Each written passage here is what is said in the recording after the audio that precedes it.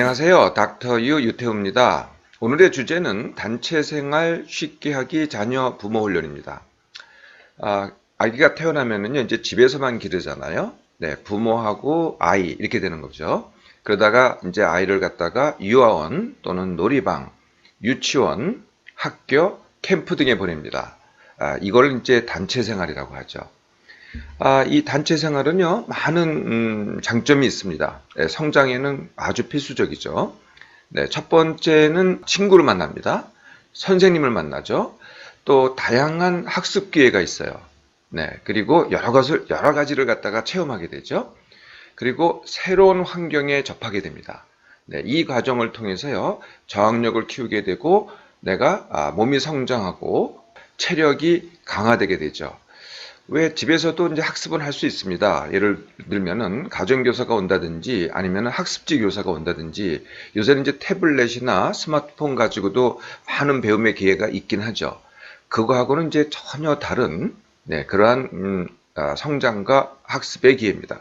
이렇게 성장과 배움의 필수적인 단체 생활을 어렵게 하면은 또 여러 가지 문제에 직면할 수도 있습니다. 뭐 감기가 잦다든지 비염, 결막염, 뭐 중이염, 축농증, 그리고 또 다른 전염병이 있죠. 뭐 수두, 수족구병, 장염 또는 설사 이런 것들이 이제 더 걸리기도 합니다. 또 아이들이 잔병 치료를 하기도 하고요. 몸이 허약해지기도 합니다. 뭐 배가 아프다고 한다든지 아니면은 잘 안 먹습니다. 그리고 편식을 하는 경우도 있죠. 행동에도 변화가 일어나는데요. 짜증을 잘 내고 뭐 떼쓰기를 하고 안 간다 그러고 분리불안을 더 느끼고 주의가 산만해지는 아이들도 있고요. 과잉 행동을 하는 아이들도 있습니다. 이렇게 단체 생활을 하면서도 혼자 놀기만 고집하는 아이들도 있고요. 또는 거꾸로 이렇게 따돌림을 당하기도 합니다. 또 이렇게 단체 생활을 하다 보면은 나쁜 말을 배우기도 해요. 욕을 하기도 하고요. 네. 이 모든 거를 가르쳐서 단체 생활 증후군이라고 합니다. 그러니까 단체 생활이 아이의 몸, 삶에 영향을 미쳐서 여러 가지 부정적인 결과를 가지고 오는 거죠. 조금 나이가 들면은 이제 새 학기가 시작할 때마다 이렇게 비슷한 증상들을 겪는 경우도 있습니다. 이거를 새학기 증후군이라고 하죠. 제가 이전에 한번 말씀드린 적이 있습니다. 자, 내 아이에게 꼭 필요한 단체 생활. 이것을 쉽게 하기 자녀 부모 훈련을 시작해 볼까요? 네, 크게 기본 훈련이 있고요. 그 다음에 부딪히게 해서 맞서게 해서 스스로 서게 하기 훈련이 있습니다. 네, 기본 훈련은요, 사실 성인들에 대한 기본 훈련하고 거의 같습니다. 네, 그 1번은 뭐냐면은 기상 훈련입니다. 많이들 같은 시간에 또는 일찍 재우려고 하죠. 10시까지는 자야 10시부터 뭐 성장 호르몬이 나오기 때문에 이때 꼭 재워야 된다. 이런 믿음, 이거 굉장히 잘못된 믿음입니다. 하여튼 이런 믿음으로 이렇게 재우려고 합니다. 네, 일찍 자야 일찍 일어난다. 네, 이런 믿음이 거의 보편화돼 있죠. 근데 실제로 일어나는 일은 어떻습니까? 네, 재우기 힘듭니다. 또 아침에 깨우기 힘들거든요. 근데 이게 잘못된 방법이라는 거죠. 가장 확실한 방법은 기상 시간만 강조하는 겁니다. 늘 같은 시간에 일어나는 것을 갖다가 이제 처음엔 깨워야 되겠죠. 근데 이게 중요하다는 걸 갖다 자꾸 가르치는 겁니다. 네. 근데 이게요, 같은 시간에 일어나기는 항상 일정해야 됩니다. 그러니까 자는 시간이 일정할 필요는 전혀 없는데요. 일어나는 시간이 주중, 뭐 주말, 그다음에 뭐 방학, 휴가 다 일정해야 됩니다. 네, 같은 시간에만 일어나잖아요. 내 아이가. 그러면은 자는 시간은요, 내가 신경 쓸 필요가 없어요. 네, 저절로 자게 됩니다. 이게 이제 첫 번째 훈련이고요. 늘 같은 시간에 일어나 보세요. 하루가요, 굉장히 편해집니다. 네, 아침에 일어나는 것부터 힘들잖아요. 예, 그러면은 하루가 다 피곤해지죠. 네, 엄마도 짜증나고 아이도 힘들고. 그래서 이것이 1번입니다. 두 번째가요, 같은 시간에 밥 먹기입니다. 네, 그러니까 아이들은 이제 그러니까 성인들은 이제 3끼를 먹거나 뭐 2끼를 먹거나 그러는데 아이들은 이제 여러 끼를 먹긴 합니다. 그래도 아침, 점심, 저녁, 그리고 뭐 간식을 한 번 정도 정한다든지. 근데 간식 시간은 안 정해도 돼요. 이제 주식 시간은 반드시 정해야 됩니다. 네, 그래서 아침, 점심, 저녁. 예. 그 많은 그 부모들이 뭐 좋은 음식, 나쁜 음식 가리기를 주로 가르치세요. 뭐 예를 들면은 청량음료 안 되고, 인스턴트 음식 안 되고, 라면 안 되고, 과자 안 되고, 이걸 주로 가르치잖아요. 이것도 굉장히 잘못된 교육입니다. 네, 이런 걸 강조하면은 잘 해보세요. 실제로 해보면은요, 내 아이가 그것을 더 먹으려고 해요. 네, 이게 굉장히 잘못된 교육이라는 거죠. 그렇게 하지 마시고요. 시간만 지키게 해보세요. 음식은 제한하지 마시고, 그리고 시간을 안 지키면은요, 먹지 말라고 하세요. 음식을 주지 말라는 거죠. 네. 그러니까 주식을 먹을 때는, 건강한 음식을 제공을 하세요. 뭐 간식은, 네, 건강하지 않은 음식도 괜찮습니다. 네, 그런데 너무 양이 많다면은, 네, 건강하지 않은 음식이라도 너무 양이 많지만 않으면 되는 거거든요. 집에 건강한 음식이 주로 있고 시간을 딱 지키면은요, 아이는 건강한 식습관을 갖게 됩니다. 세 번째가요, 음료보다는 물입니다. 네. 이렇게 음료에 이제 영양 성분이 물론 있겠죠. 그래서 음료를 통해서 영양을 갖다가 보충한다. 이것도 굉장히 잘못된 겁니다. 식사로 충분히 요새 아이들은요, 정말 영양이 부족한 아이들이 없거든요. 네. 그러니까 음료로는 영양을 갖다가 보충할 필요가 전혀 없어요. 근데 점점 문제가 되는 게 물이 부족해진다는 거죠. 네. 그래서 물을 잘 마시는 습관. 네. 그러니까 물을 주로 마시게 하라는 거죠. 그리고 음료를 추가하는 건 전혀 문제가 없습니다. 근데 음료만 강조하다 보면은 이제 물을 점점 안 마시게 된다는 거죠. 네. 네 번째가 배변 훈련입니다. 네. 배변 훈련은 뭐 더 일찍 시작해도 되는데요. 보통은 한 18개월부터 시작해도 충분합니다. 네, 그래서 배변 훈련은 이제 처음에는 아기 변기에 앉게 하기, 그리고 아기 변기를 갖다가 화장실 가까이 갖다 놓기, 그리고 나중에는 화장실 변기 이용하게 하기, 이제 이런 순서로 진행을 하는 거죠. 네, 여기까지만 되면은요, 단체 생활에서 아무 문제가 없습니다. 또 한 가지 배변 훈련에서 가르쳐야 될 거는요, 아, 밖에서도 보게 하기입니다. 밖에서도 똑같은 과정을 거치게 하는 거거든요. 그러니까 단체 생활이 됐던 아니면은 뭐 다른 집에 갔던 아기가 늘 있는 집에서만 배변 훈련을 하는 게 아니고요. 밖에서 다른 집에서도 똑같은 방법으로 배변을 하게 한다는 거죠. 기본 훈련에 하나가 더 있습니다. 그게 뭐냐면은 밖에서 놀게 하기입니다. 네, 그러니까 많은 부모님들이 밖에는 위험하고 이제 집에 있어야 안전하다. 네, 그래서 주로 이제 집에 있게 하는 경우가 많습니다. 그런데 밖에 있게 하는 게요, 아이의 성장에는요 아주 좋은 환경이 됩니다. 집에서 하는 걸 잘 보세요. 뭘 하나? 이게 몸의 활동이 별로 없습니다. 다 아이들도요 자꾸 머리만 쓰게 돼요. 주로 뭘 접해요? 뭐 TV, 태블릿, 스마트폰 아니면은 장난감만 가지고 하잖아요. 네, 몸 쓰지 않죠. 전부 다 머리만 쓰는 겁니다. 반면에 밖에 나가 보세요.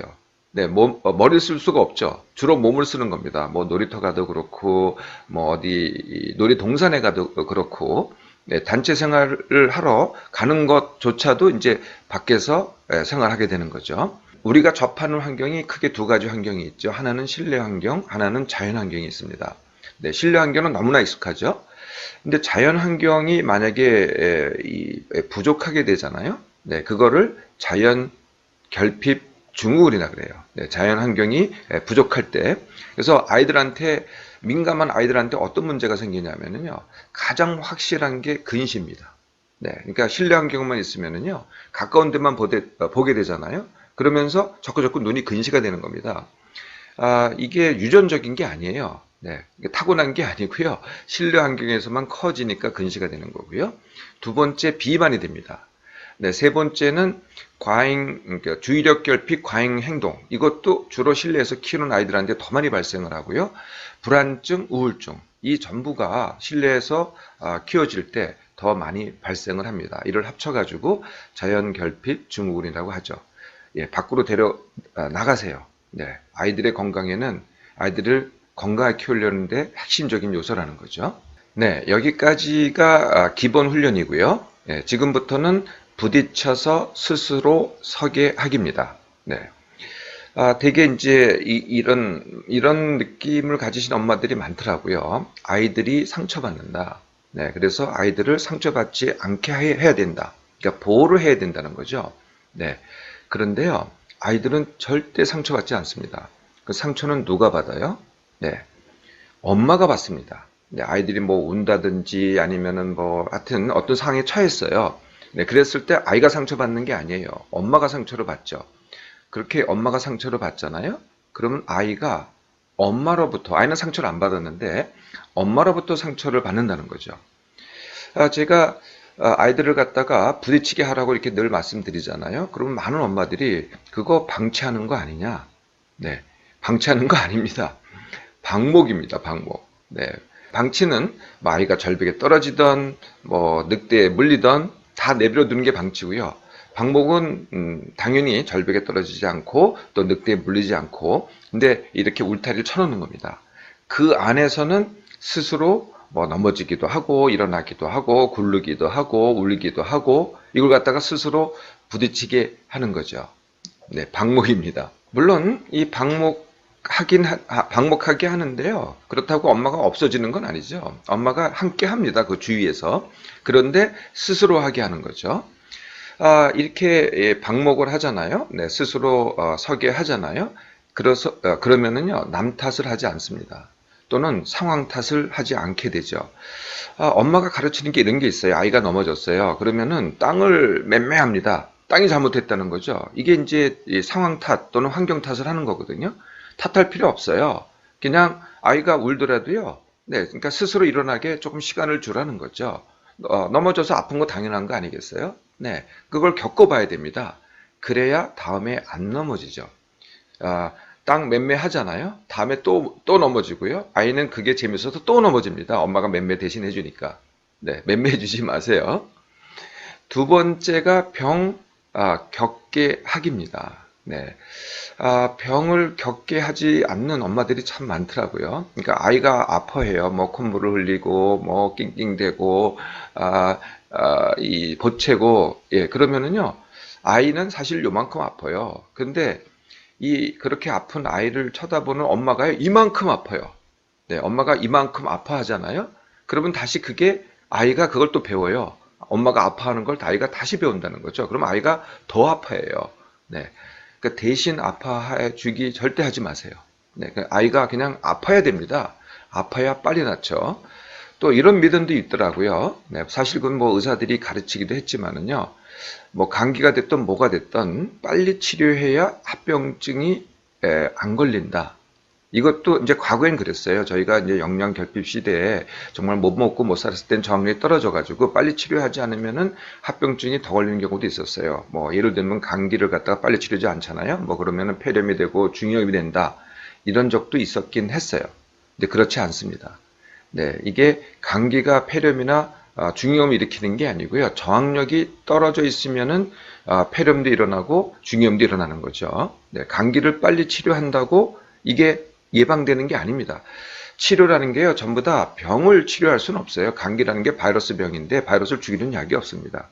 네, 모든 약과 주사는요, 증상만 개선할 따름이죠. 그러니까 증상이 개선됐다고 병이 낫다고요? 천만의 말씀이죠. 그게 아닙니다. 네, 저항력을 키우는 주사 있다, 면역력을 키우는 주사 있다. 그럴 수가 없어요. 네, 저항력은 스스로 겪어야만 커집니다. 그래서요, 앓게 해보세요. 네. 그러면은 그럴수록 합병증이 안 생깁니다.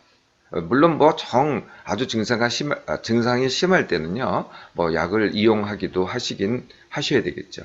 제가 말씀드린 약에는요, 뭐 한약도 당연히 포함이 됩니다. 한약은 약하고는 달라서 뭐 저항력을 더 키워준다, 면역력을 더 키워준다 하지만은요, 결국은 약입니다. 어떤 물질에 의해서 물질이 그런 힘을 발휘하는 거거든요. 그러니까 물질이 발휘하게 하기보다는 스스로 저항력을 키우게 하는 게 더 좋은 방법이죠.